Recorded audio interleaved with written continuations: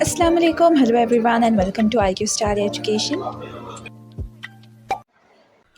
So welcome to the third part of the video. ये इस chapter का third part होगा। हमने 7 चैप्टर जो लेंसेज का चैप्टर है उसे हमने स्टार्ट किया था। ये इस लेक्चर का थर्ड पार्ट होगा। ये बेसिकली इस चैप्टर का थर्ड वीडियो होगा, जिसमें हम हमारी जो सीरीज़ चालू है साइंस 1 एंड साइंस 2 की, उसे हम इस वीडियो में कवर करेंगे। इन दोनों की भी प्लेलिस्ट के लिंक मैं आपको डिस्क्रिप्शन बॉक्स में प्रोवाइड कर दूँगी, so you can go and check them out.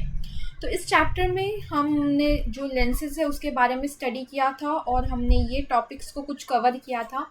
हर एक टॉपिक अपने में एक कनेक्शन बना के रखता है हर एक अलग अलग टॉपिक से। So it's really important that you go and check them out, all the topics that we have studied, to understand this video as well। एक छोटा सा रिवीजन ले लेते हैं। हमने लेंसेज क्या था उसका देखा था। हमने टाइप्स ऑफ लेंस को स्टडी किया था। बेसिकली 2 टाइप के लेंस होते हैं, कॉन्वेक्स एंड कॉनकेव।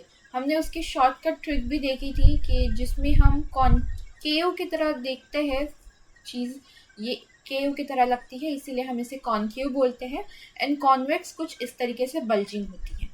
हमने पार्ट्स ऑफ लेंस को स्टडी किया था, जिसमें हमने अलग अलग पार्ट स्टडी किए थे, जैसे कि उसका रेडियस हमने देखा था। देन हमने सेंटर ऑफ कर्वेचर देखा था, जिसको हम 2f ऐसा भी बोलते हैं। देन हमने उसका फोकस क्या है उसे अच्छे से स्टडी किया था। हमने रूल्स को स्टडी किया था along with its ray diagrams, और ये बहुत ही ज़्यादा इम्पॉर्टेंट टॉपिक है। We can mark it as very very important.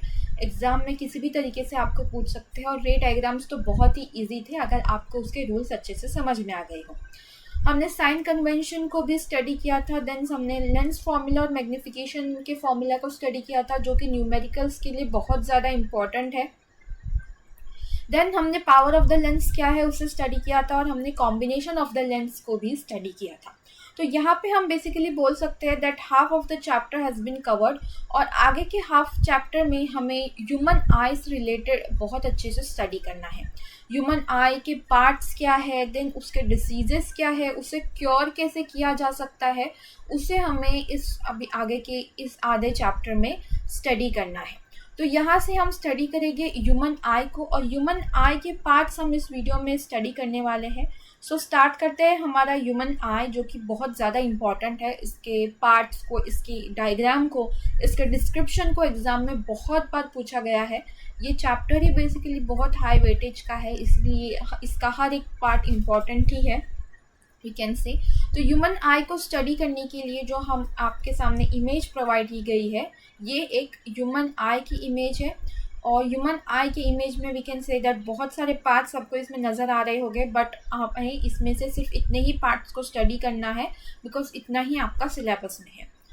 तो इसमें क्या क्या पार्ट्स होते हैं, इसमें होता है आइरिस, जो कि डार्क फ्लैशी होता है कॉर्निया के पीछे।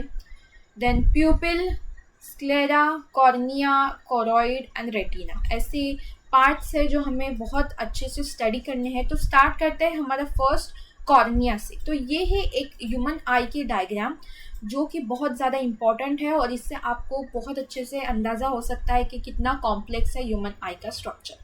तो ह्यूमन आई का स्ट्रक्चर स्टार्ट होता है कॉर्निया से। ये एक ट्रांसपेरेंट कवरिंग है, we can say that a thin very transparent covering. ये जो मैं मार्क कर रही हूँ वो बेसिकली क्या है, कॉर्निया है। कॉर्निया तो सबसे पहले तो आई का जो डायमीटर है वो होता है 2.3 टू 2.5 सेंटीमीटर। अब इस आई के ऊपर की जो कवरिंग होती है वो कॉर्निया रहती है। अब कॉर्निया आपको यहाँ पे नहीं नज़र आ रहा होगा इस इमेज में, बिकॉज जो कॉर्निया है वो ट्रांसपेरेंट होता है, it is transparent and this layer is very thin.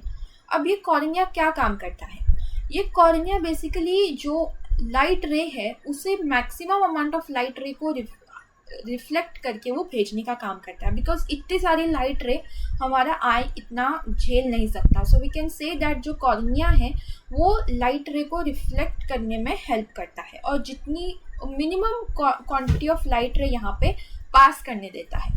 ये एक ट्रांसपेरेंट चीज़ होती है। और एक बात, जो कॉर्निया है, हमारे जो आई डिसीजेस है वो बेसिकली कॉर्निया से ही रिलेटेड होती है, और जो उसका क्योर है वो भी कॉर्निया से ही किया जाता है। जो आई ट्रांसप्लांट वगैरह होते हैं वो भी, आई ट्रांसप्लांट मीन्स पूरा आई को ट्रांसप्लांट नहीं किया जाता, सिर्फ कॉर्निया को ट्रांसप्लांट किया जाता है। तो कॉर्निया ही है जो कि बहुत ज़्यादा इम्पॉर्टेंट रोल प्ले करता है हमारे आई में। तो ये एक ट्रांसपेरेंट कवरिंग होती है। After cornea there is iris. अब आइरिस वी कैन से, ये जो डार्क ब्लू कलर का आप देख रहे हैं वो आइरिस है। This one is the iris. अब किसी किसी में आइरिस का कलर ब्राउन होता है, किस में ब्लैक होता है, and it depends on the genes. ये एक genetic we can say genetic genes पे डिपेंड करता है कि आइरिस का कलर क्या हो। इस इमेज में आपको और अच्छे से दिखेगा। इस इमेज में क्या है, आइरिस का कलर ब्राउन है, लाइट ब्राउन। किसी का डार्क ब्राउन होता है। ब्लैक कलर का आइरिस कभी नहीं होता। डार्क ब्राउन अगर होता है तो वो हमें ब्लैक दिखता है, बट एक्चुअल में वो डार्क ब्राउन होता है। अब ये है आइरिस। आइरिस बेसिकली मसल्स होते हैं। अब इन मसल्स में हमें मिलेगा pupil. So pupil is nothing but the hole we can say, जिसमें से अमाउंट जो लाइट रे है वो पास होगी। अब आइरिस के अंदर प्यूपिल है। ये जो होल आप देख रहे हैं, this is nothing but the iris. Iris क्या करती है, कॉन्ट्रैक्ट करती है। Iris is nothing but the we can say that it is a hole. तो होल जब कॉन्ट्रैक्ट करेगा तो वो स्मॉल हो जाएगा। अब स्मॉल होगा तो फिर less amount of light will get pass through it. अगर आइरिस रिलैक्स हो जाता है, अगर आइरिस बहुत तो बिग हो जाता है, तो अगर बिग हो गया तो more amount of light will get pass from it. तो ये काम है आइरिस का। आइरिस अगर कॉन्ट्रैक्ट करता है, आइरिस में जो प्यूपिल है, प्यूपिल अगर कॉन्ट्रैक्ट करता है तो फिर बहुत ज़्यादा लाइट रे पास होगी। अगर रिलैक्स करता है तो कम लाइट रे पास होगी। अब आइरिस का जो हमने देखा उसका फंक्शन है, उसके बाद आता है हमारा लेंस। अब लेंस, यहाँ पे एक लिगामेंट होता है जो उसे कनेक्ट करता है यहाँ के मसल्स से। अब यहाँ के जो मसल्स है उसे हम बोलेंगे सीलियरी मसल्स। Ciliary muscles. यहाँ उसके अपोजिट साइड में भी सेम होगा, यहाँ पे लिगामेंट होगा और यहाँ पे वो उससे सीलियरी मसल से कनेक्टेड होगा। उसके बाद हम स्क्लेरा देखते हैं। स्क्लेरा एक वाइट कलर की चीज़ होती है। यहाँ पे आपको और अच्छे से समझेगा। ये वाइट कलर का आप जो पार्ट देख रहे हैं, this is nothing but the sclera. Then sclera के बाद हमारा लेंस आता है जो कि फिट होता है कहाँ पे, ये जो आप देख रहे हैं ये यहाँ पे फिट होता है, जहाँ पे बहुत सारा वी कैन से बहुत सारे ब्लड वेसल्स प्रेजेंट होते हैं, वहाँ पे वो प्रेजेंट होता है। और ये हाईली वैस्कुलर होता है जिसे हम कोरॉइड बोलते हैं। Choroid, this is very highly vascular layer जिसकी वजह से आई को उसका नरिशमेंट प्रोवाइड किया जाता है। तो हमने अब तक कितने पार्ट्स देखे, हमने पहले देखा कॉर्निया जो कि ट्रांसपेरेंट पार्ट होता है। देन हमने देखा आइरिस जो कि मसल्स होते हैं। देन उसमें अगर होल है, उसमें होल है, उस होल को हम प्यूपिल बोलते हैं जिससे लाइट रे पास होती है। देन लेंस से कनेक्टेड होता है sclera is nothing but the white part. Then फिर हमने देखा कि लेंस किससे कनेक्टेड है, लिगामेंट से, जो कि उसे सीलियरी मसल से कनेक्ट करके रखता है। This is choroid which is highly vascular layer. अब कोरॉइड के बाद आता है रेटिना। अब ये जो यहाँ से लाइट रे जो अंदर पास होगी, यहाँ से लाइट रे आएगी, यहाँ पर रेटिना पे इमेज फॉर्म होगी। रेटिना पे इमेज फॉर्म होगी। अब रेटिना में भी दो तरह के सेल्स आते हैं वी कैन सी। तो रेटिना में रॉड्स एंड कोन्स, ऐसे दो टाइप्स के सेल्स होते हैं। रॉड्स का क्या काम होता है, तो ये ब्राइटनेस डिटेक्ट करते हैं, कितनी ब्राइटनेस है, और उस हिसाब से उस पर्सन का विजन सिलेक्ट किया जाता है। High vision for high amount of light and low vision for low light. कौन क्या करते हैं, कौन कलर्स को परस्यू करते हैं। यहाँ पे इमेज में भी आप देख सकते हैं अलग अलग कलर के कोन्स आपको दिखेंगे, red colour, blue colour, green colour. तो ये कलर्स को डिटेक्ट करते हैं और उस हिसाब से इमेज को फॉर्म करते हैं। रॉड्स ब्राइटनेस को डिटेक्ट करते हैं, कोन्स कलर को परस्यू करते हैं। देन ये कहाँ पे प्रेजेंट हो गए, ये रेटिना में प्रेजेंट हो गए। यहाँ पे ये जो स्क्रीन है वो पूरी रेटिना की है, और यहाँ पे क्या आते हैं, यहाँ पे इमेज फॉर्म होती है। यहाँ जो लेंस से जो लाइट रे आती है वो यहाँ पे इमेज फॉर्म करती है। अब यहाँ पे एक पाइप जैसा स्ट्रक्चर आपको दिखेगा, ये है ऑप्टिक नर्व। यहाँ से ऑप्टिक नर्व्स आती जाती है। ये जो इमेज फॉर्म होगी वो इमेज जाके ब्रेन में परसीव हो गया, ब्रेन उसको परसीव करेगा, उस हिसाब से वो मैसेज को कैरी ऑन फॉरवर्ड करेगा। तो यहाँ पे जो चीज़ है उसे हम ब्लाइंड स्पॉट बोलते हैं, जहाँ पे इमेज फॉर्म नहीं होती। ब्लाइंड स्पॉट बहुत बार पेपर में पूछा गया है, ब्लाइंड स्पॉट या इसे ऑप्टिक डिस्क भी बोलते हैं।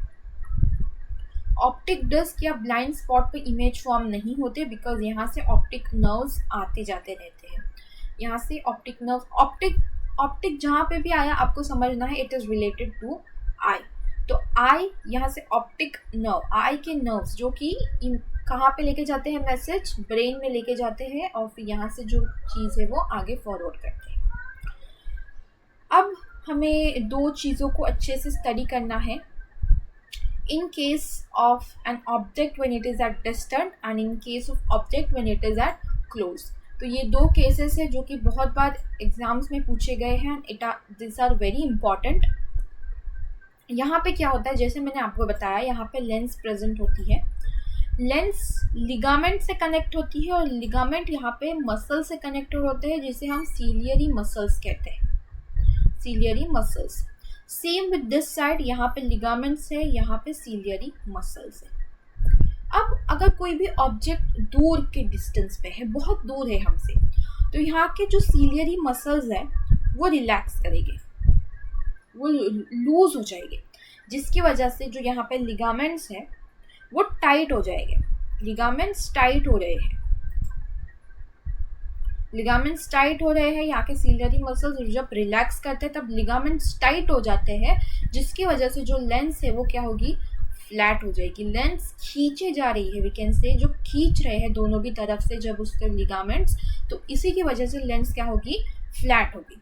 ऑन द कॉन्ट्ररी, यहाँ पे अगर ऑब्जेक्ट क्लोज है, नज़दीक है, तो यहाँ पे जो सीलियरी, यहाँ पे है हमारा लिगामेंट्स, यहाँ जो सीलियरी मसल से कनेक्टेड है, जो हमारे सीलियरी मसल्स है वो कॉन्ट्रैक्ट करते हैं, यहाँ पे क्या कर रहे हैं, कॉन्ट्रैक्ट कर रहे हैं, जिसकी वजह से यहाँ पे जो लिगामेंट्स हैं वो टेंशन को रिलीज करेंगे और ये लूज हो जाएंगे, लिगामेंट्स लूज हो जाएंगे और ये आराम से यहाँ पे क्या करेगा, लेंस यहाँ पे थिक हो जाएगा, यानी कि उसके ओरिजिनल पोजीशन, यानी कि वो बेसिकली थिक ही था, अगर हम उसे खींचेंगे तो वो फ्लैट हो जाएगा। अगर नज़दीक है तो यहाँ पर टेंशन रिलीज हो जाता है लिगामेंट्स का, और जिसकी वजह से जो लेंस है वो थिक हो जाएगी, तो जिसकी वजह से जो लाइट रे है वो ज़्यादा बेंड होगी, वो ज़्यादा बेंड होगी। यहाँ पे कैसे हो रही है, यहाँ पे कम बेंड हो रही है, बिकॉज लाइट रे ही दूर है ना, दूर से डिस्टेंस, कोई भी ऑब्जेक्ट अगर दूर है तो उसकी जो रेज है वो भी दूर से ही आएगी। यहाँ पे अगर नज़दीक से आ रही है तो उसे ज़्यादा बेंड करने के लिए यहाँ पे जो लेंस है उसे थिक होना पड़ेगा। तो आप ऐसे याद कर सकते हैं, ये सीलियरी मसल्स रहा, ये लेंस है और ये हमारे लिगामेंट्स है, डिस्टेंस ऑब्जेक्ट के लिए और क्लोज ऑब्जेक्ट के लिए, CLL। तो सीलियरी मसल्स यहाँ पे क्या हो रहे हैं, सीलियरी मसल्स यहाँ पर रिलैक्स हो रहे हैं, लिगामेंट्स फिर टाइट हो जाएंगे और लेंस क्या होगी, लेंस भी थिन हो जाएगी। टाइट हो रहे हैं, यहाँ पे लूज हो जाएगी, यहाँ पे जो लेंस है वो थिन है, यानी कि कॉन्ट्रैक्ट कर रही है, यहाँ पे लेंस होगी वो फ्लैट होगी, यहाँ पे जो लेंस होगी वो थिक हो जाएगी। ऐसे शॉर्ट फॉर्म में आप याद रख सकते हैं, CLL उसकी कंडीशन होगी, और यहाँ पे जो डिस्टेंस ऑब्जेक्ट है वो यहाँ पे जो सीलियरी मसल्स है वो यहाँ पे क्या कर रहे हैं, यहाँ पर रिलैक्स कर रहे हैं, जिसकी वजह से जो लिगामेंट्स है वो टाइट हो जाएंगे और जो लेंस है वो थिन हो जाएगी। यहाँ पे CLL यानी कि उसकी कंडीशन है, सीलियरी मसल्स यहाँ पे कॉन्ट्रैक्ट कर रहे हैं, जिसकी वजह से लिगामेंट्स क्या करेंगे, लिगामेंट्स यहाँ पे लूज हो जाएंगे और जो लेंस है वो थिक हो जाएगी। अब हमारा next topic, distance of distinct vision. So distance of distinct vision ये एक बहुत इजी सा कंसेप्ट है। It is the minimum distance of object from normal eye at which it is clearly visible without any stress. So एक minimum distance होता है हमारे आई का और किसी भी ऑब्जेक्ट का, कोई भी ऑब्जेक्ट हमें देखने के लिए विदाउट एनी स्ट्रेस, एक नॉर्मल आई से देखने के लिए उसका मिनिमम डिस्टेंस कितना होना चाहिए, 25 सेंटीमीटर होना चाहिए। इस डिस्टेंस से हम क्लियरली विजिबल होता है वो object without any stress to the eyes, और this is nothing but the distance of distinct vision. और एक जो हमारा कंसेप्ट है इसी से रिलेटेड मैं आपको बताना भूल गई, that is nothing but the power of accommodation. इसी को हम पावर ऑफ अकोमोडेशन बोलते हैं, पावर ऑफ अकोमोडेशन।